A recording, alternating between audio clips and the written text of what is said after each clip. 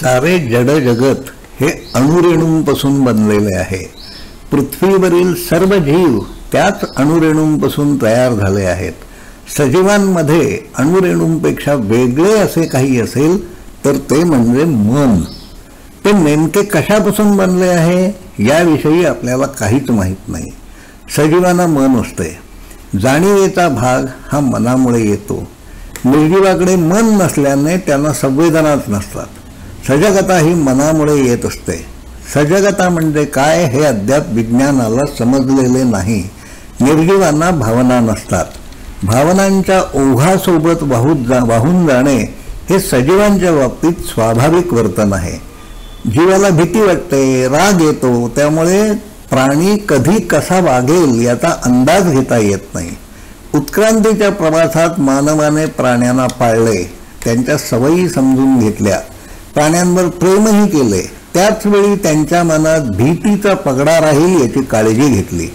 परिणामी आक्रमक असणाऱ्या लांडग्याचा पाळीव कुत्रा झाला.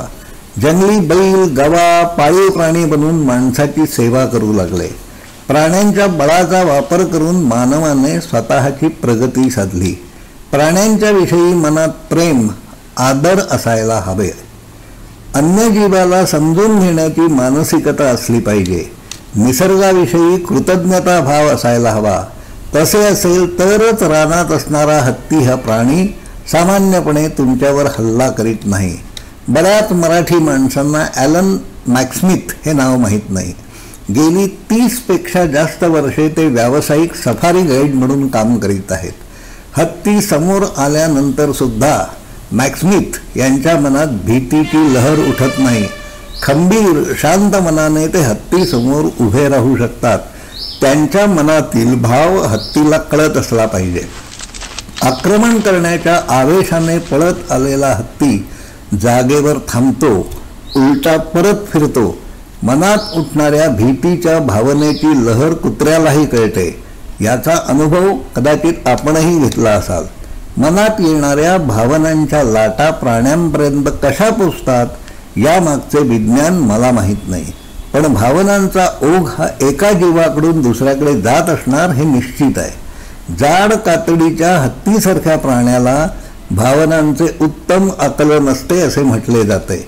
जंगल सफारीमध्ये गाईड म्हणून काम करणाऱ्या अनेकांना प्राण्यांच्या मानसिकतेची बऱ्यापैकी माहिती असावी लागते.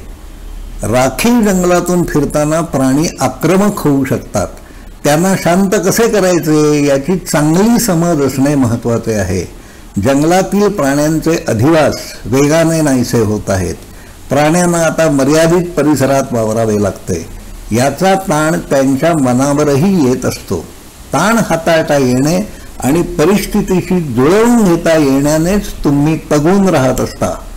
मन समजून घेण्याचे, चंचल असणाऱ्या मनाला आवरण्याचे, मुलांना आवडतील, कळतील असे धडे बालपणापासून देता यायला हवेत. हे नेमके कसे देता येतील याबाबत आपल्या मनात काही वेगळ्या कल्पना असतील तर त्या कळवाव्यात ही विनंती आहे. धन्यवाद.